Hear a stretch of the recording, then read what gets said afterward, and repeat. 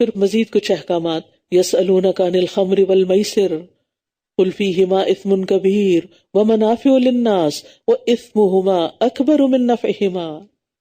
وہ آپ سے شراب اور جوئے کے بارے میں سوال کرتے ہیں، آپ کہہ دیجئے کہ ان دونوں میں بڑا گناہ ہے اور لوگوں کے لیے کچھ فائدے بھی ہیں، اور ان دونوں کا گناہ ان کے فائدے سے زیادہ بڑا ہے۔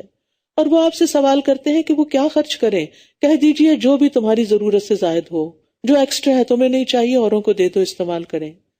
اس طرح اللہ تمہارے لیے اپنی آیات کھول کھول کر بیان کرتا ہے تاکہ تم غور و فکر کرو۔ زائد چیز کا مطلب صرف یہ نہیں ہوتا کہ فضول چیز، ہو سکتا ہے کہ وہ بہت عمدہ چیز ہو لیکن آپ کے کام نہیں آ رہی، کسی اور کے لیے بہت پسندیدہ ہو سکتی ہے۔ تو بہت سے علماء نے اس کا معنی اپنی اور گھر کی ضرورتوں سے زائد چیز لیا ہے، یعنی وہ مال، وہ اشیاء جو اہل و عیال اور لازمی ضروریات پر خرچ کرنے کے بعد بچ رہے، لیکن اتنا نہ خرچ کر دے کہ خود ہاتھ پھیلانے لگے، دوسروں سے مانگنے لگے۔ رسول اللہ صلی اللہ علیہ وسلم نے فرمایا، بہتر صدقہ وہ ہے جو خوشحالی کے ساتھ ہو، اور تم پہلے اپنے اہل و عیال پر خرچ کرو۔ تو یہ حکم زکوٰۃ کے علاوہ نفلی صدقے کا ہے جو یہاں دیا جا رہا ہے، کیونکہ حقیقت یہ ہے کہ مال میں زکوٰۃ کے علاوہ بھی حق ہے دنیا اور آخرت کے معاملے میں۔ یہ آیت نہ پچھلی آیت سے ملی ہوئی ہے، تاکہ تم غور و فکر کرو، کس میں؟ دنیا اور آخرت کے معاملات میں۔ اور وہ آپ سے یتیموں کے بارے میں سوال کرتے ہیں، آپ کہہ دیجئے کہ اصلاح کرنا ہی ان کے لیے بہتر ہے، یعنی ان کے لیے اچھا ہی سوچو، اور اگر تم ان کو اپنے ساتھ شامل کر لو تو وہ تمہارے بھائی ہیں، اور اللہ خوب جانتا ہے کہ خرابی کرنے والا کون ہے اور اصلاح کرنے والا کون ہے، کون ان کا مال ہڑپ کرنا چاہتا ہے اور کون اس مال کو انہی کی بھلائی پہ خرچ کرنا چاہتا ہے، کون ان کی تربیت کرنا چاہتا ہے اور کون ان سے جان چھڑانا چاہتا ہے۔ اور اگر اللہ چاہتا تو تمہیں مشکل میں ڈال دیتا، بے شک اللہ بہت غالب خوب حکمت والا ہے۔ کس مشکل میں؟ کہ ان کے مال اور ان کے ہر چیز الگ الگ کر دو، ان کا کھانا پکانا بھی الگ رکھو، اور ان کی گروسری الگ کرو، ان کی چیزیں الگ رکھو، کتنی مشکل ہو جاتی، لیکن یہ کہ ساتھ ملا کے کھا سکتے ہو مگر انصاف کے ساتھ۔ پھر فرمایا، اور تم مشرک عورتوں سے نکاح نہ کرو جب تک کہ وہ ایمان نہ لے آئیں، اور ایک مومن لونڈی مشرک عورت سے یقیناً بہتر ہے، اگرچہ وہ مشرکہ تمہیں اچھی لگے۔ اور تم اپنی عورتوں کا نکاح مشرک مردوں سے نہ کرو جب تک وہ ایمان نہ لے آئیں۔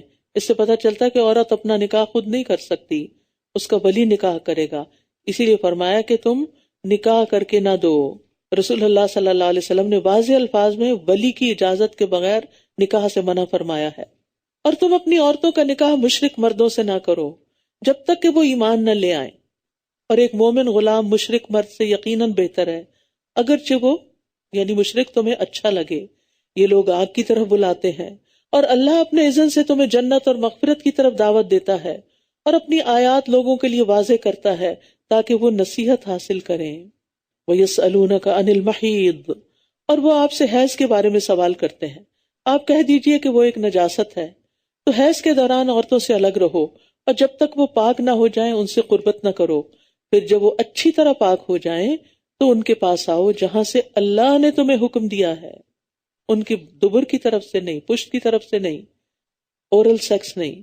بے شک اللہ بہت توبہ کرنے والوں اور بہت پاک صاف رہنے والوں سے محبت کرتا ہے، کیونکہ یہ دونوں اینل سیکس اور اورل سیکس دونوں ہی غلیظ طریقے ہیں۔ تو اللہ تعالیٰ کن لوگوں سے محبت کرتا ہے؟ پاک صاف رہنے والوں سے اور توبہ کرنے والوں سے، کہ اگر ماضی میں کچھ ہو چکا تو ہو چکا، آئندہ کے لیے مت کرو۔ تو یہاں حیض کو، پیریڈز کو عذاب بتایا، تکلیف، یعنی کہ عورت ان دنوں میں صحت کی نسبت بیماری سے قریب ہوتی ہے، اور ہسبینڈ کے لیے بھی فزیکل ریلیشن شپ قائم کرنا عورت سے بیماری کا باعث بن سکتا ہے۔ نبی صلی اللہ علیہ وسلم نے ان دنوں میں انٹرکورس کے علاوہ باقی ہسبینڈ وائف کے ریلیشن شپ کو جائز قرار دیا ہے۔ اگر کوئی حیض کی حالت میں جماع کر لیتا ہے تو اس کا کفارہ کیا ہے؟ رسول اللہ صلی اللہ علیہ وسلم نے فرمایا، جو شخص حیض کی حالت میں بیوی کے پاس جائے وہ 1 دینار سونے کا سکہ ہے یا نصف دینار صدقہ کرے۔ نساؤکم حرث لکم فأتوا حرثکم انا شئتم وقدموا لانفسکم، تمہاری عورتیں، تمہاری یعنی بیویاں تمہارے لیے کھیتی ہیں۔ کھیت کو دیکھ کر انسان کتنا خوش ہو جاتا، اپنی نہ بھی ہو، دور سے اگر آپ دیکھیں، فیلڈز کی تصویریں بھی آپ دیکھیں تو آپ کا دل خوش ہو جاتا ہے۔ تو بیوی جو ہے وہ مرد کے لیے کیسی ہونی چاہیے کہ اس کو دیکھے تو اس کا دل خوش ہو جائے۔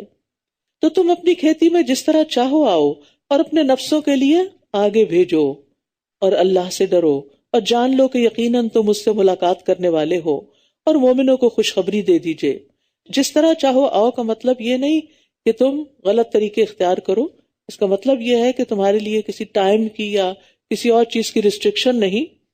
وَلَا تَجْعَلُوا اللَّهَ عُرْضَةً لِأَيْمَانِكُمْ، اور تم اللہ کو اپنی قسموں کے لیے اس طرح آڑ نہ بناؤ کہ تم نیکی نہیں کرو گے اور تقوی اختیار نہیں کرو گے اور لوگوں کے درمیان صلح نہیں کراؤ گے، اور اللہ خوب سننے والا خوب جاننے والا ہے۔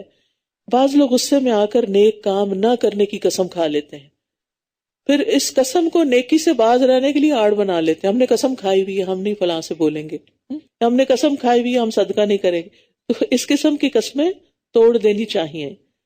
یعنی ایسی قسمیں نہیں کھانی چاہیے کہ جس میں انسان نیکی، پرہیزگاری اور صلح کرانے والے کاموں سے باز رہے۔ صلح کرانے والا خاص طور پر کام اس لیے کہ بعض اوقات آپ صلح کراتے کراتے بالکل ایگزاسٹ ہو جاتے ہیں، تو آپ کہتے ہیں اللہ کی قسم آج کے بعد تو میں ان کے بیچ میں نہیں آؤں، یہ جانے ان کا کام جانے۔ تو کہا نہیں، ایسی قسم نہیں کھانی، یہ نیکی کا کام ہے، نماز روزے سے بھی افضل ہے لوگوں کے بیچ میں جھگڑے ختم کرنا۔ تو اگر تمہیں اللہ نے صلاحیت دی ہے، کوئی سٹیٹس ہے آپ کا، آپ کی بات سنتے ہیں لوگ، تو تھوڑا تکلیف میں ڈالیں اپنے آپ کو، کوئی حرج نہیں۔ اور نبی صلی اللہ علیہ وسلم نے فرمایا جب تم کسی بات پر قسم کھا لو، یعنی غصے میں آ کے کھا لی قسم، پھر دیکھو کہ دوسرا کام اس سے بہتر ہے تو اپنی قسم کا کفارہ دے دو اور وہ کام کرو جو بہتر ہے۔ اللہ تمہاری لغو قسموں پر تمہارا مواخذہ نہیں کرے گا، لیکن وہ ان قسموں پر تمہارا مواخذہ کرے گا جن کا ارادہ تمہارے دلوں نے کیا، اور اللہ بہت بخشنے والا بہت علم والا ہے۔ لغو قسموں سے مراد وہ قسمیں جو نیت کے بغیر عادتاً یوں ہی زبان سے نکل جاتی ہیں تقیہ کلام کے طور پر، تو لغو قسموں کا کفارہ اور سزا نہیں ہے۔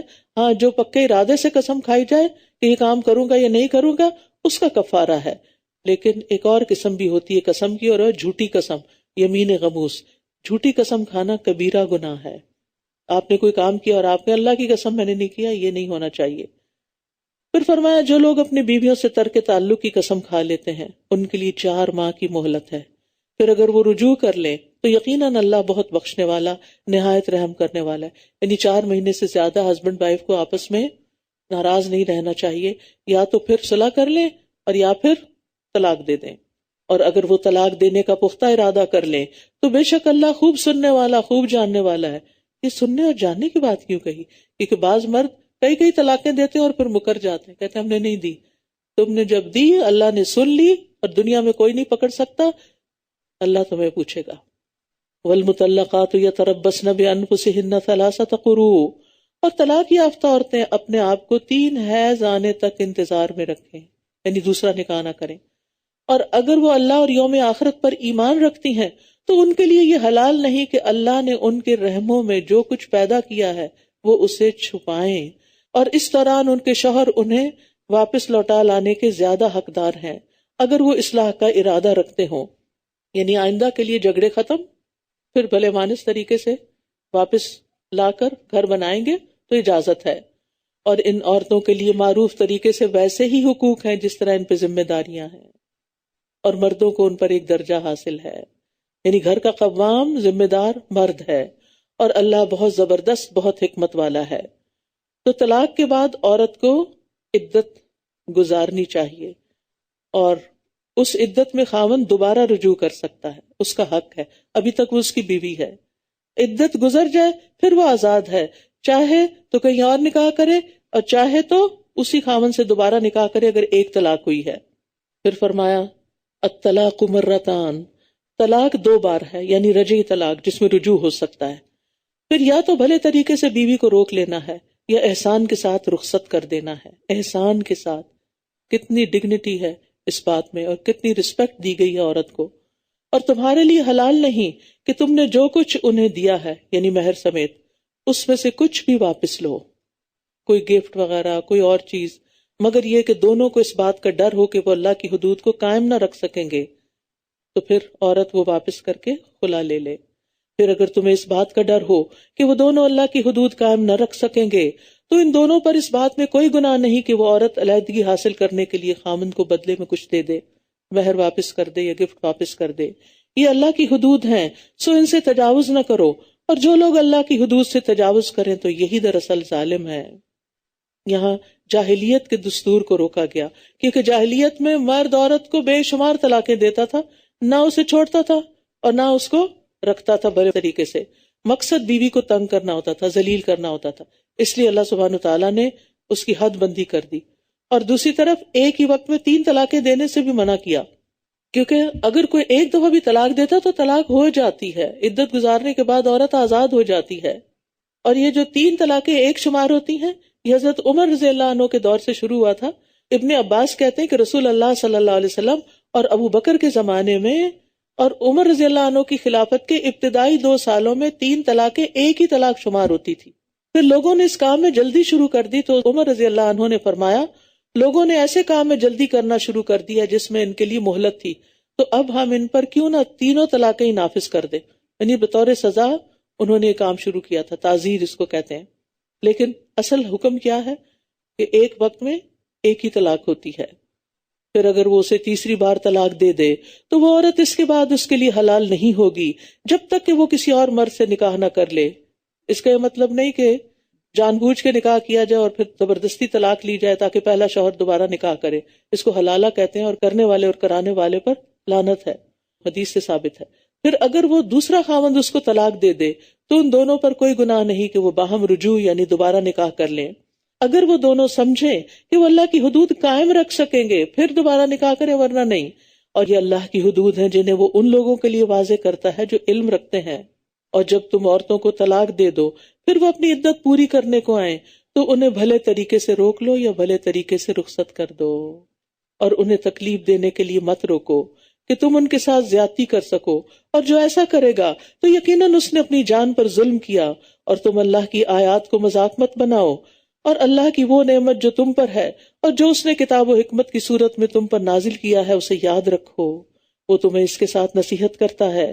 اور اللہ سے ڈرو اور جان لو کہ یقیناً اللہ ہر چیز کو خوب جاننے والا ہے.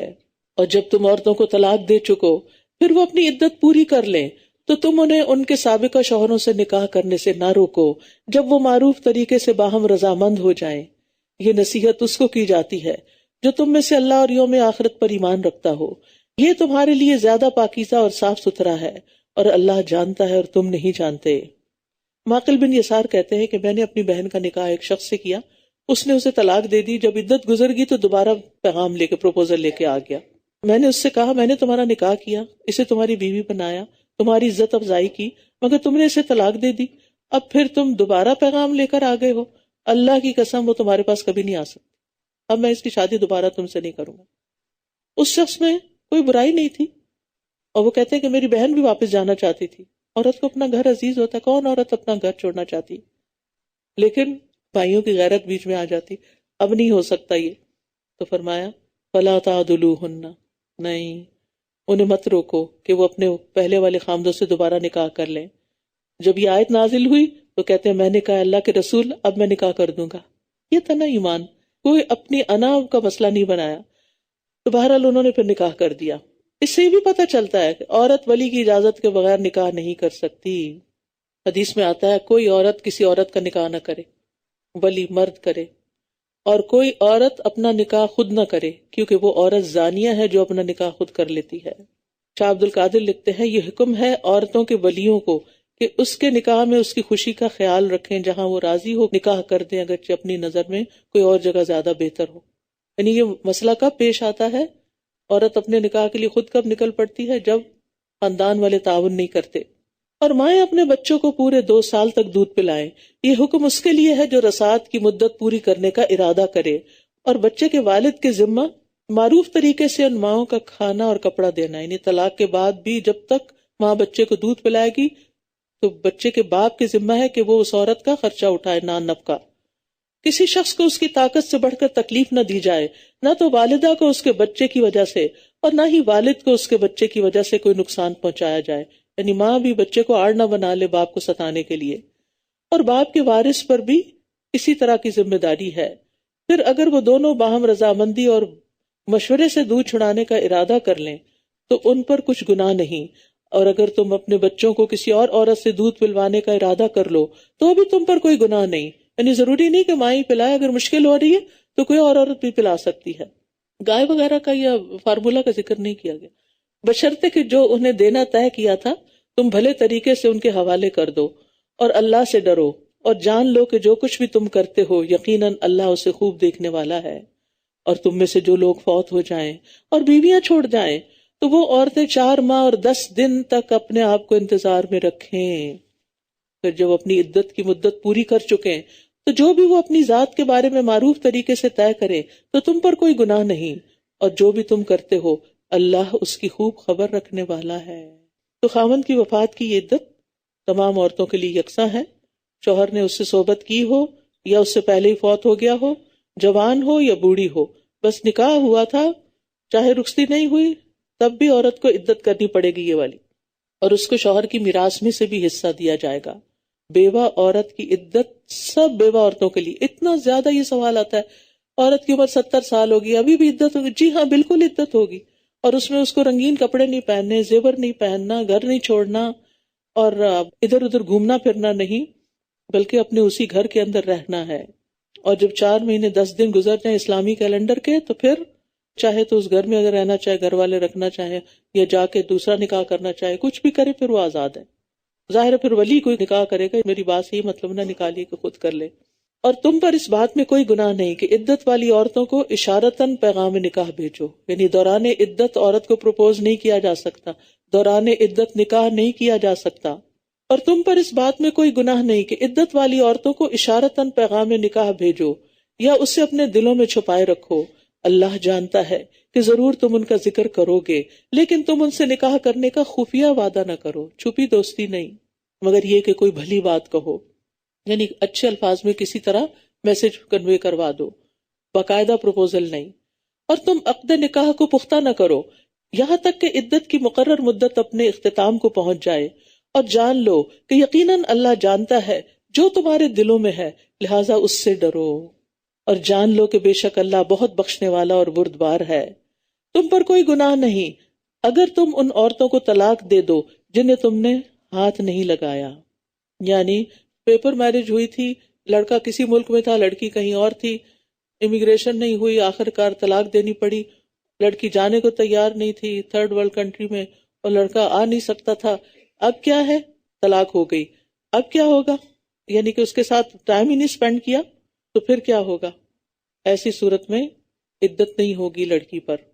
تم پر کوئی گناہ نہیں اگر تم ان عورتوں کو طلاق دے دو جنہیں تم نے ہاتھ نہیں لگایا یا جن کے مہر تم نے مقرر نہیں کیے، اور انہیں کچھ نہ کچھ فائدہ یعنی تحفہ دو۔ سبحان اللہ، تم نے کوئی فائدہ نہیں اٹھایا لیکن اس بچی کا تو بہرحال ایک نقصان ہو گیا۔ وسعت والا اپنی وسعت کے مطابق، تنگ دست اپنی حیثیت کے مطابق دے، بھلے طریقے سے فائدہ پہنچانا ہے، یعنی خوبصورتی سے الگ ہوں۔